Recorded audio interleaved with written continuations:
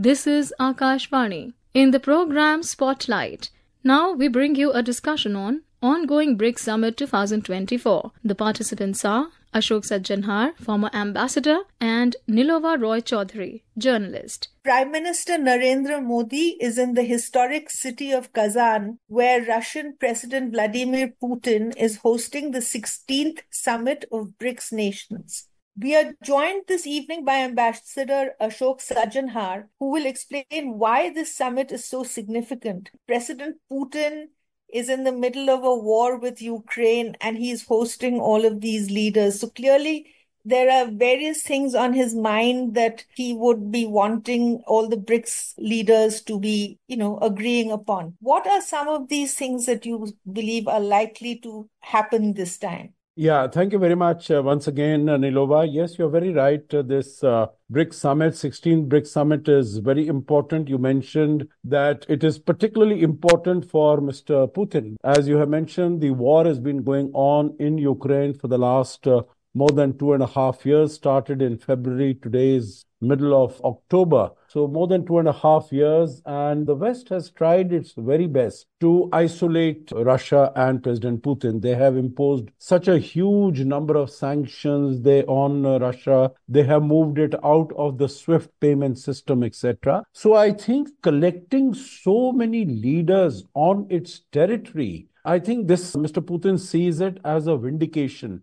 that and a message going across to the world and to the West in particular, that he is not isolated. This is, I think, the biggest gathering of leaders that Mr. Putin has been able to get on the territory of the Russian Federation over the last 2.5 years since the attack on Ukraine happened. You would see that Mr. Putin has not been able to travel out also very much. He was not there for the G20 summit in Bali in 2022. He was not there at the G20 summit in India last year. He was not there at the BRICS summit in Johannesburg last year. So he has been missing in a large number of international gatherings. And here, when he has not only the 5 members, original members of the BRICS, as you mentioned, Nilova, and the 4 newly added members of the BRICS last year, but in addition to that, what is expected for the BRICS summit tomorrow and day after are about 28 world leaders, presidents and prime ministers of different countries who would be participating, because there, if I can use that term, there appears to be a mad rush for joining the BRICS organization. And in addition to these 28 members, 28 applicants, or those who are desirous of becoming members, there are also going to be about 6 or 8 heads of international organizations, including possibly the UN Secretary General. So I think this is a show of strength for Mr. Putin to the West in particular, saying that, I still have a large number of countries with me. And particularly, when China is there, when India is there, these are big countries with big population, and Brazil is there, and these are big economies. They now account for about good 45% of the world population, and they account for about 35% of the global GDP in purchasing power parity terms. So this is very significant group as it is of these 9 countries. And if there are more countries added, either as members or partner countries, as there is increasing chatter and speculation going on, then the heft and the weight and the traction of this organization is going to be much greater. But I think on other accounts also, Nilova, the 16th BRICS Summit is going to be important, because discussions have been going on whether there should be new BRICS currency in terms of de-dollarization, because the dominance of dollar has been, to some countries feel it is too suffocating. For instance, as far as China is concerned, as far as Russia is concerned. So they would like to have possibly consider the possibility of coming up with another currency, BRICS currency, which is not dominated by the United States and by the West. And of course, there are going to be discussions on the 2 conflicts that are taking place, Russia-Ukraine conflict, the conflict in West Asia. There are going to be discussions on issues like climate change, on promoting multilateralism. The The president of Iran's presence in this global summit, in this BRICS summit for the first time, is certainly going to be an opportunity to talk about what is happening in West Asia, where matters seem to have aggravated to a point where it could affect trade routes all across the world, rising prices, fuel and so on and so forth, and leading to cascading problems. Given the fact that the world is just about beginning to come out of the pandemic, the slowdown, what exactly now happens? I mean, BRICS is particularly intended to be a financial, economic kind of cooperation organization. How do you think the leaders are going to try to cope with this situation, with both these war-like situations, and try and come out of these? What likely outcomes can there be on that front? Yeah, thank you for these questions, Nilova, because they are very pertinent, they are very relevant. As far as the Russia-Ukraine conflict is concerned, I think there cannot be too much of discussion on that because we see that the other party to the conflict, that is either Ukraine or the West, none of them is present. So I think it will be one-sided, not a very long reference to the Russia-Ukraine conflict, basically saying that it should be finished early. Something on the lines of what India has been saying that, there should be dialogue and diplomacy and that sort of things, some sort of homilies. But otherwise, I don't think that the discussions at the BRICS summit can contribute in any significant way to bringing this war to a close or bringing the intensity down or starting, the talks or negotiating process. Although, as you said, Nilova, right at the beginning of this meeting, Prime Minister Modi, in his bilateral conversations with President Putin, that was the first meeting that he held after arriving in Kazan, was, the two major points that he made were that India is very happy with the strong and vibrant relations it has with Russia. It is going to open a consulate in Kazan, and we are willing to contribute in any possible way that we can to bring the war between Russia and Ukraine to a close. He again repeated that, war does not solve problems, and wars can be finished only through dialogue and through negotiations, and India is willing to contribute in any way that it can. So I think this is very high on the agenda and on the mind as far as Prime Minister Modi is concerned. And I think this message has been communicated by him to President Putin. Now, coming to the second war, I think even if Iran was not there, it would have received the attention of the countries, and they would have condemned the indiscriminate killings that have taken place, particularly of women and children in Gaza and also in Lebanon. But now that the Iranian president is also there, and also as a full-fledged member of the BRICS institution, I think it will give him an opportunity, Nilova, in my opinion, it will give him an opportunity to reach out to all the leaders. He is definitely meeting with the Prime Minister Modi, and the meeting could happen or should happen today, because tomorrow Prime Minister Modi is going to be busy the whole day in the BRICS deliberations. So tomorrow there might not be much time. So he will be meeting him, and I'm sure he will meet the Chinese president, the Brazilian.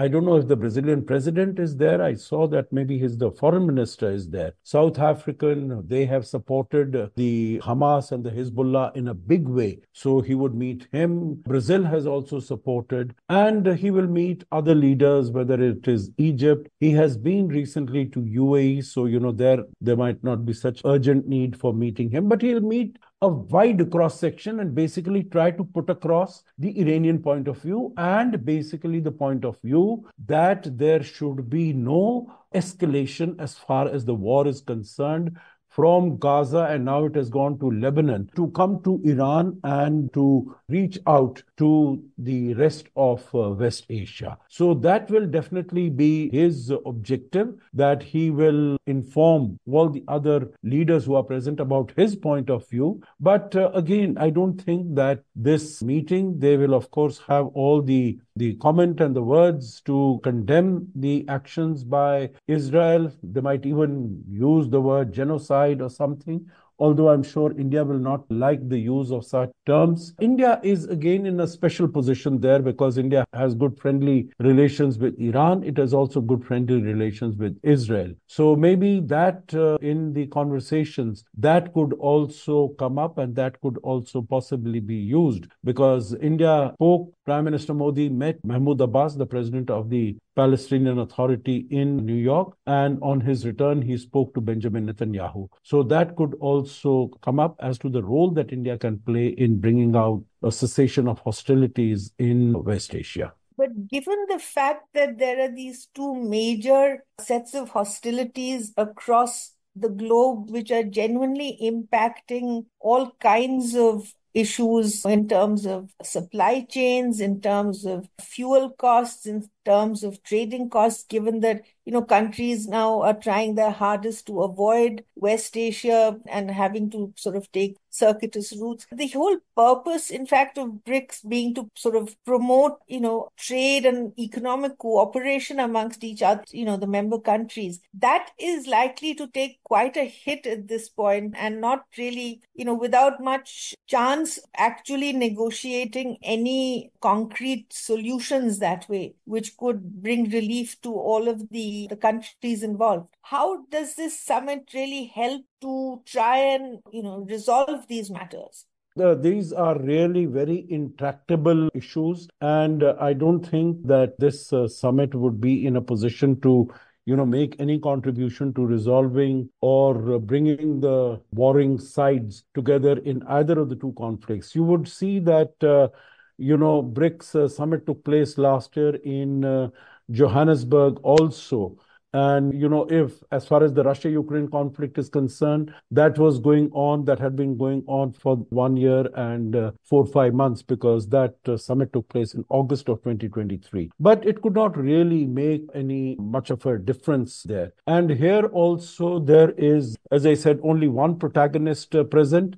Even as far as the Israel-Gaza conflict is concerned, Israel-Hamas, Hezbollah, it's only Iran that is present. And as you mentioned about, the damage to shipping through the Red Sea and countries being forced to take circuitous routes around the Cape of Good Hope. The Houthis are controlled by Iran. And I don't think Iran will either acknowledge or accept that it has a role to play as far as the actions of the Houthis are concerned. So I don't think that is going to stop also.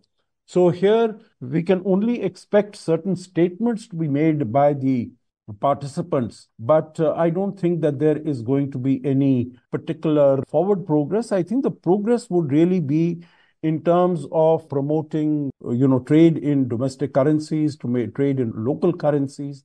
Now we will also have inputs from the Akashvani correspondent Naseem Naqvi, who is in Kazan to cover Prime Minister Modi's visit for the BRICS Summit. Let's listen to the report filed by the correspondent. He will give us all the latest updates. If I were to summarize today's meeting between Prime Minister Narendra Modi and Russian President Vladimir Putin in one sentence, it will be reaffirming India-Russia ties and push for peaceful resolution of Ukraine. The meeting, which took place in Kazan on the sidelines of BRICS Summit, was a pivotal meeting, reinforcing the enduring bond between India and Russia. Mr. Modi's reiteration India's stance on Russia-Ukraine conflict and emphasizing the need for a peaceful resolution and in which priority should be humanitarian efforts. His assurance to Russia about India's cooperation in achieving stability is also of a lot of significance. If we take some highlights of today's meeting, it will be close coordination and deep friendship between India and Russia, which is underscored by